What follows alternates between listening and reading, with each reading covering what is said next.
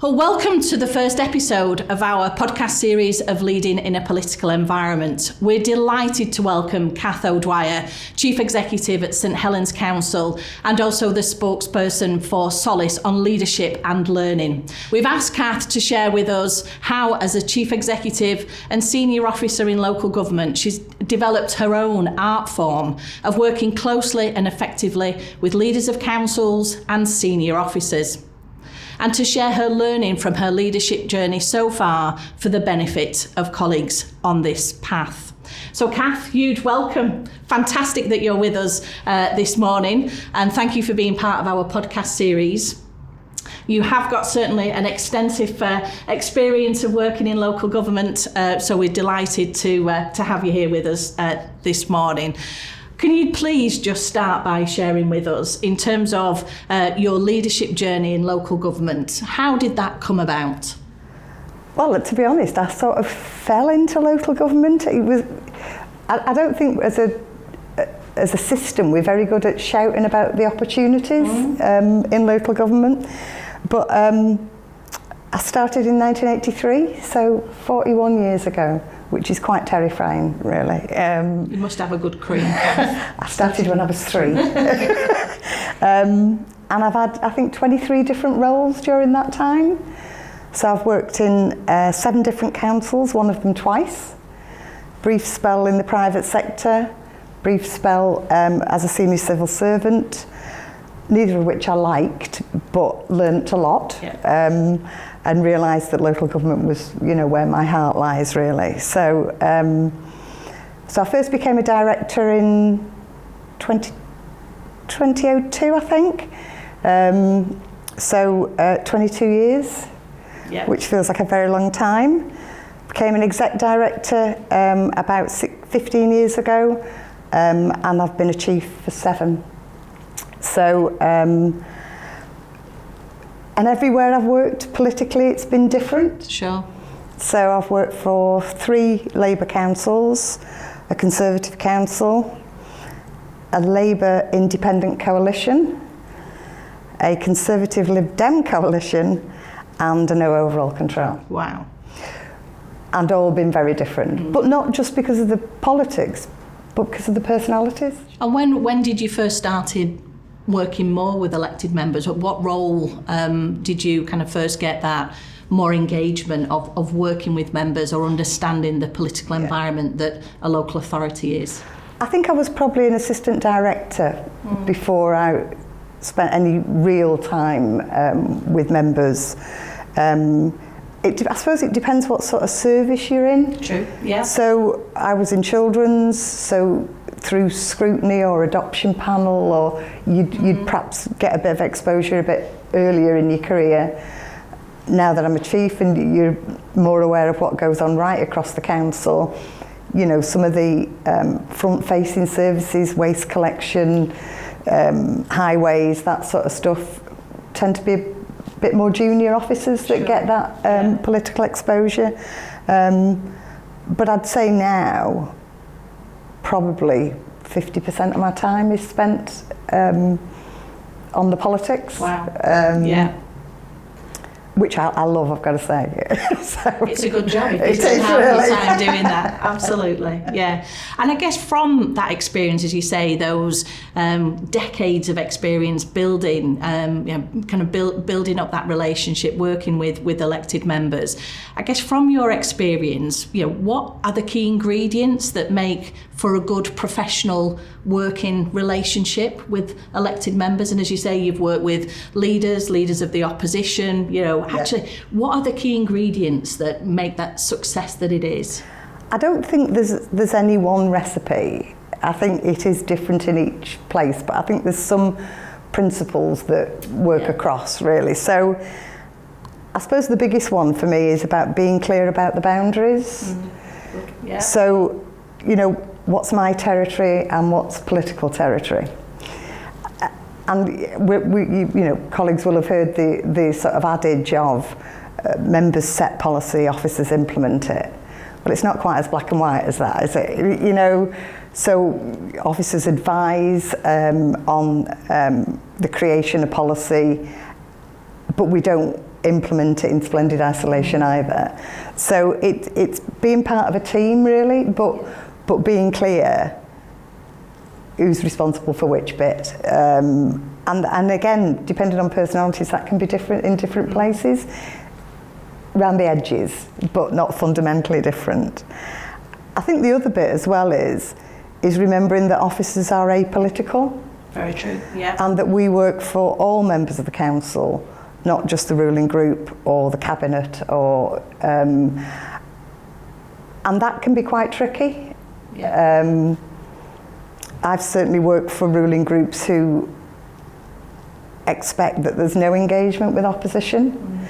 So you do have to sort of put your foot down and say, no, my job is to work for all. And also I've worked in councils where control's flipped. Yeah, absolutely. And so there's a bit of sort of personal security. You know, you need to be supporting all members regardless of party. So I suppose the other bit, particularly the more senior you get, you work very closely with senior politicians, and it's remembering really that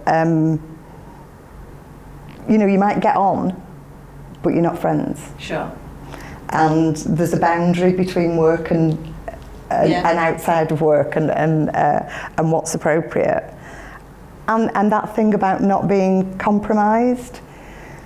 We all come into public service because we want to be helpful. Sure, yeah.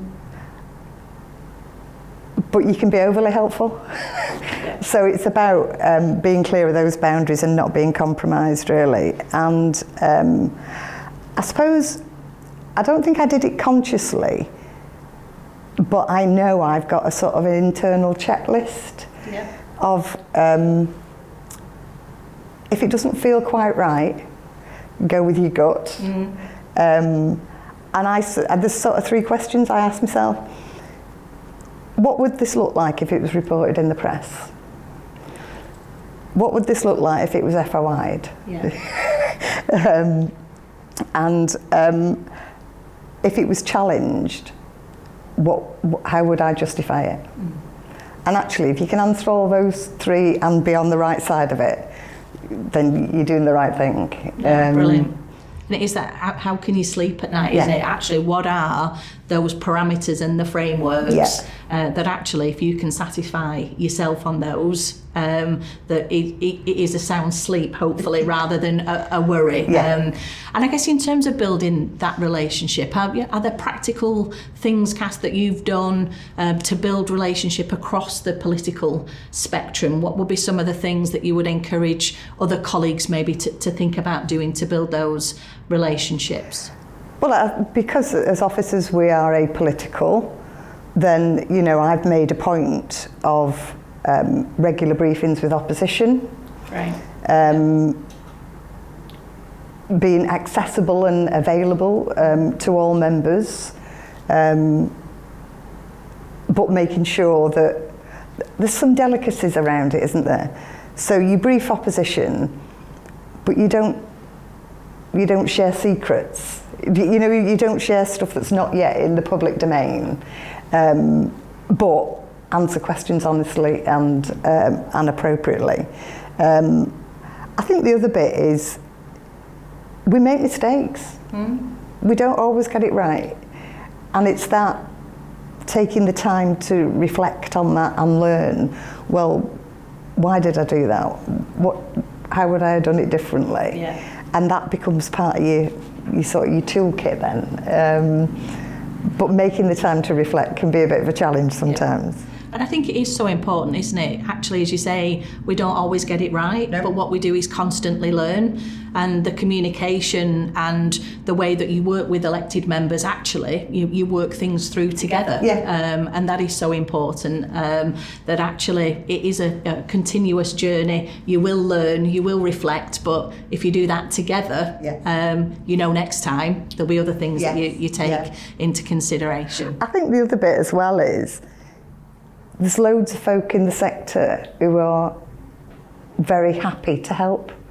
So if you're not sure, ask. You know, ask internally, ask your monitoring officer, certainly as the chief exec, if I've got a dilemma with members, I'll share that with my 3 exec directors, and we'll pool, we'll have a conversation and come up with a collective plan. Because 4 brains is better than 1. And in the Northwest, what we know as well, that actually we have the broader Northwest Chief Exec network. So as colleagues working together, we know we've got peer support, we can reach out. And if we've got newer colleagues that are chief execs and more experienced ones, again, I know what you're really good at is reaching out and supporting colleagues, sharing your experiences, like you're doing today. So that kind of infrastructure, as you say, both internal, but knowing that we've got an external support environment is so important as well. And I think there's a bit of, you become a chief and you think, right, I'm at the top of my game now, I'm the most senior officer. Actually, that could be quite a lonely path. So there's, as you say, through Northwest Employers, through Solace, through informal networks, there's a real opportunity for sort of mentoring from more experienced colleagues, and we shouldn't be behind the door in seeking that out, really. I've certainly, when I first became a chief, very suddenly, the support of colleagues was superb. Just somebody on the other end of the phone going, what do I do with this? Or this has happened, I'm not sure what my approach should be, or I'm not. That's what gets you through, but you learn all the time. Every day's a learning day, without question. And there's always probably something that you think, well, I didn't think this would be on my to-do list today, but I'll find a way through it. No, brilliant. Is there anything else, Kath, I guess in terms of, we say that leading in a political environment is not an exact science, as we say, it's more of an art form, and thank you for sharing your kind of 3 top tips. Is there anything else that, you feel is important in terms of building that relationship? Whenever you have a conversation with colleagues about working in a political environment, it's always that thing about speaking truth to power. But it doesn't have to be a combat, So respectful challenge. So I sort of catch myself on sometimes with, you're not going to like this, but it's my job to, maintain the integrity of the organisation and to protect you. So no, we're not doing that. It doesn't have to be a no. There's ways of doing things, isn't there? I suppose. Varying degrees of no, isn't there? Or varying degrees of yes. But also being clear about what outcome, the leader or member of cabinet or whoever it is wants to achieve.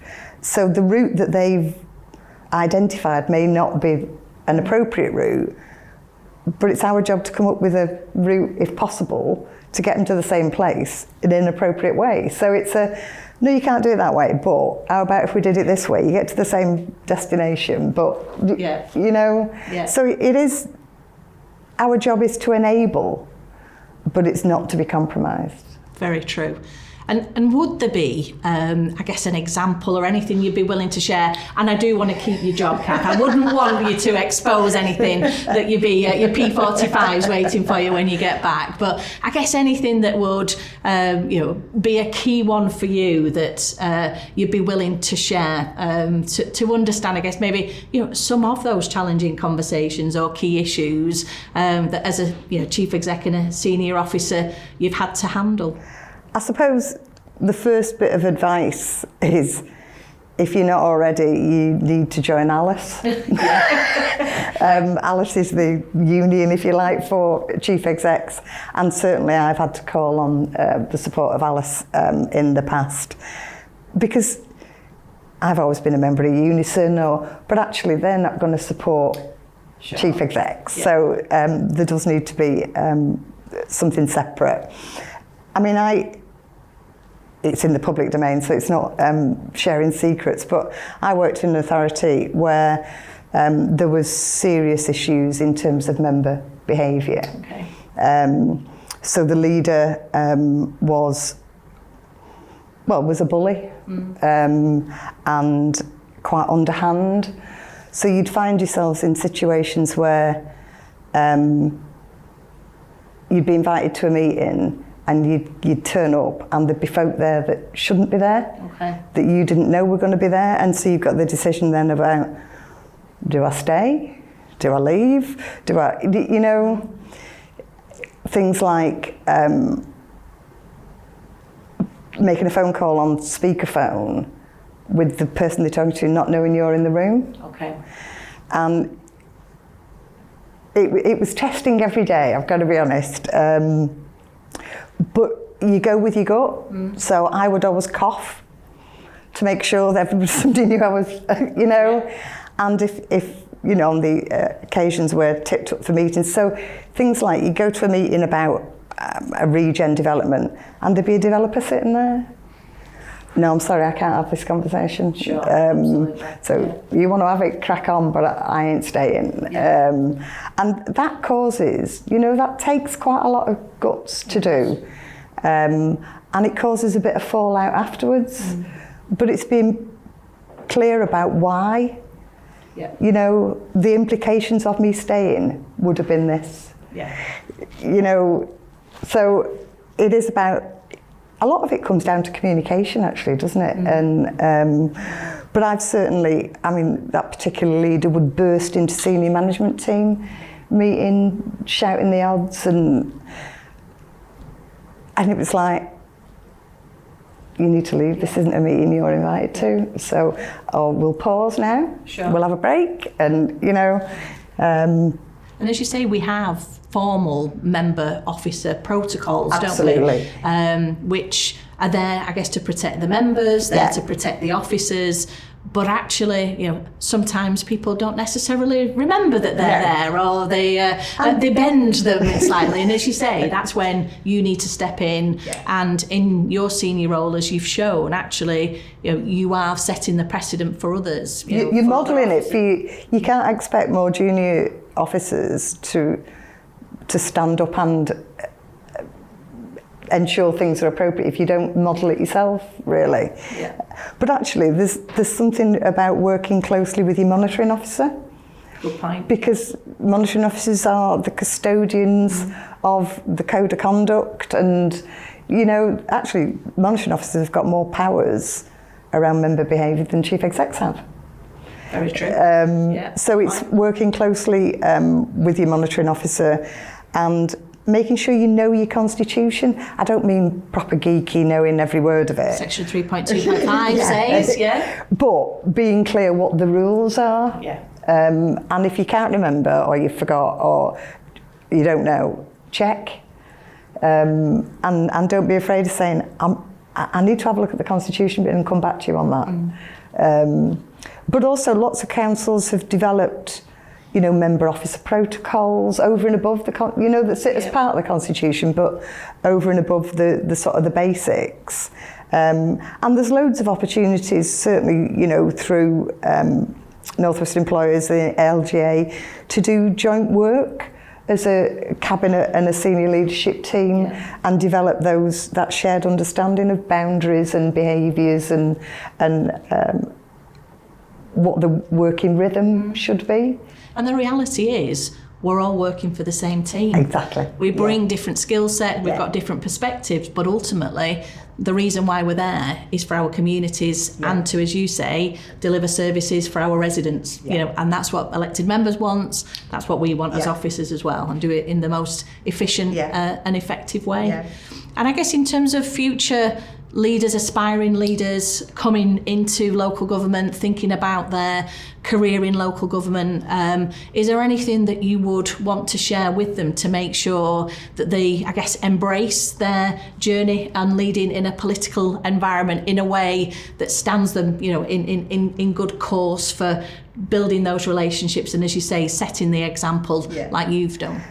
I'm not sure I always set the right example. I'm not perfect by any stretch of the imagination. But I think it is about remembering you're a team. So you're a team with your political colleagues, but also you're a team with your senior officers. So it doesn't have to be lonely. You don't have to do it all by yourself. You know, you can tag team some stuff with your monitoring officer, or you know, good cop, bad cop. Yeah, well, yeah, but sometimes. It doesn't have to all be you, does it? You know, but it is about being clear about the boundaries. That I think that's the biggest thing, and being apolitical. Yeah. And that's quite hard. I've certainly worked in a council where my predecessor had no engagement with opposition and totally and utterly worked for the ruling group.